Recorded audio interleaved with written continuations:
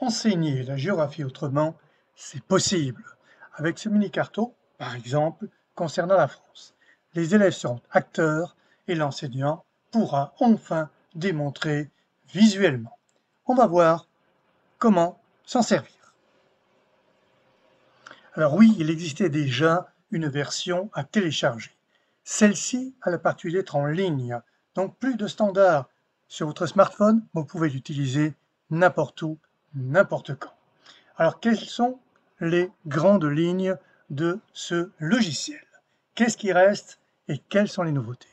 Ce qui reste d'abord, les fonds de cartes. Carte vierge, avec les départements, carte schématique, les fameuses lignes de force pour dessiner la France vous-même, et enfin, la très fameuse grille qui permet non seulement de dessiner la France, mais de repérer où vous allez placer vos différents figurés. Évidemment, la carte vierge se superpose, ainsi que la carte des départements.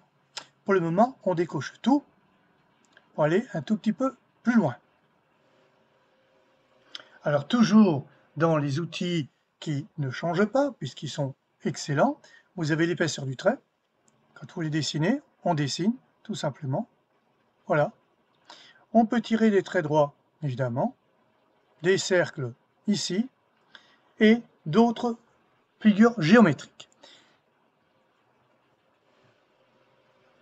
Alors, nouveauté, concernant toujours ces figures géométriques, auparavant, il suffisait de cliquer à l'intérieur du cercle pour qu'il se remplisse en couleur.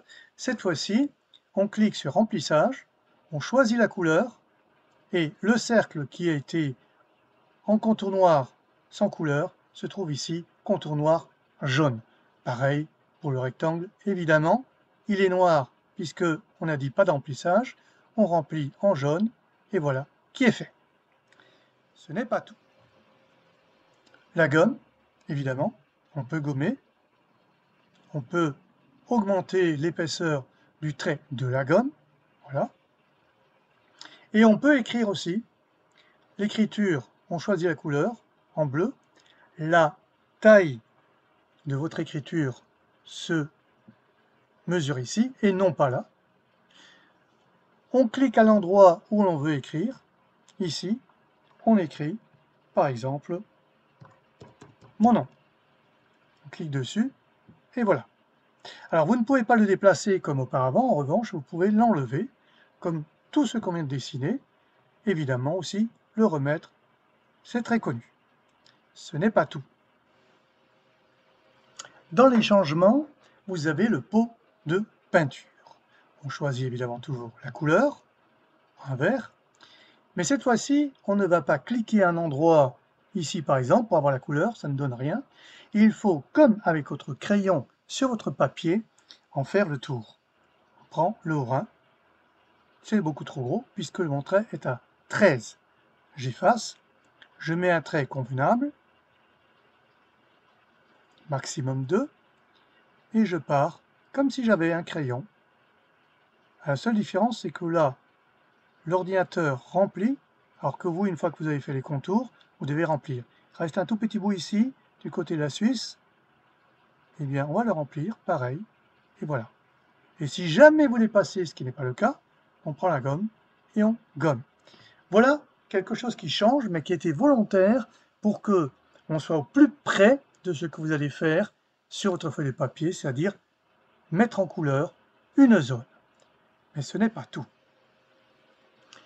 Pour tout ce qui concerne figuré ou trait ou dessin à main levée, vous avez la possibilité de mettre un trait plein, ici, il est en vert puisqu'on avait choisi vert, ou alors de prendre un trait pointillé. Pareil pour le cercle. Au départ, c'est toujours le trait plein. Voilà. On clique sur pointillé, on a le même en pointillé. Ça change. Et on revient au traditionnel. Dans le traditionnel, vous avez le fameux munigraphe, qui, je rappelle pour ceux qui ne sauraient toujours pas, c'est un normographe que j'ai mis en service spécial pour les croquis de géographie. Ici, il est repris entièrement, tel qu'il existe en réalité, il est repris dans ce logiciel. Alors pour ce faire, on clique sur une figure, voilà, c'est un cercle, j'avais pris vert, je peux prendre rouge. L'épaisseur du trait se choisit ici, 5, et voilà mon cercle en rouge. Si je veux le mettre en couleur, pareil, comme tout à l'heure, ici j'ai pris le jaune déjà, donc je conserve, il est contour rouge, intérieur jaune. N'importe quelle figure, c'est possible, mais chaque fois que je clique dessus, la couleur de remplissage s'efface. Évidemment, c'est moi qui vais choisir ou pas. Voilà, ici, toujours jaune, voilà. Vous avez compris? Donc, tout ceci se trouve sur le normographe que je vous propose sur mon site. C'est repris ici avec les mêmes valeurs. Pareil pour l'avion. Nous avons un avion ici. Rouge, c'est peut-être un peu osé. On va le mettre en gris foncé. Du côté de Paris, là, voilà. Charles de Gaulle, l'aéroport, bien entendu. Ce n'est pas tout. On va voir encore quelques nouveautés. Alors, parmi les nouveautés, tous les mini-cartos que je vais vous présenter auront automatiquement ici, sur votre droite en bas, un mini-atlas. Alors pour le voir, on va déjà enlever tout ce qu'on a dessiné. Vous connaissez le coup, la poubelle. Tout est parti. On a les fleuves, pourquoi pas, les principales métropoles, avec leur nom, petite légende ici lorsque c'est nécessaire, les ports maritimes, mais on a surtout une carte avec un vrai relief, on a des aires urbaines, voilà, toujours intéressant, et on a d'autres cartes comme les densités de population, des cartes qui sont reprises du fameux Cartoflash Prof que vous connaissez si vous avez déjà parcouru mon site. Alors ici, on peut par exemple prendre le pot de peinture, essayer de retrouver la couleur rouge ici, ce serait celle-là, et on peut effectivement retracer toujours le Rhin en rouge. On ne voit pas grand-chose pour une raison très simple, c'est parce que c'est rouge sur rouge. J'enlève la carte et j'ai cette fois-ci mon Rhin qui n'est plus en vert mais en rouge. Très pratique donc pour reprendre des éléments. Et ce n'est pas fini. Alors pour cette dernière nouveauté, j'ai mis quelques figurés, une flèche. Pourquoi? Mais vous allez voir tout simplement parce que maintenant, en ligne, je peux sauvegarder mon dessin. Je clique sur sauvegarde, j'enregistre, j'efface tout avec la poubelle, il n'y a plus rien. Je clique sur reprise, je recherche mon dessin qui est enregistré, dessin chargé, et voilà. C'est une nouveauté, je peux dorénavant sauvegarder mon dessin et le reprendre. Évidemment, ce n'est que le dessin qui est sauvegardé, non pas le fond de carte, pour une raison très simple, c'est que le fond de carte se trouve dans le logiciel. Évidemment, ne vous amusez pas à prendre le logiciel La France et d'enregistrer le dessin et de le faire réapparaître, par exemple, sur le logiciel Mini-Carto du Maroc. Ça n'a franchement aucun sens.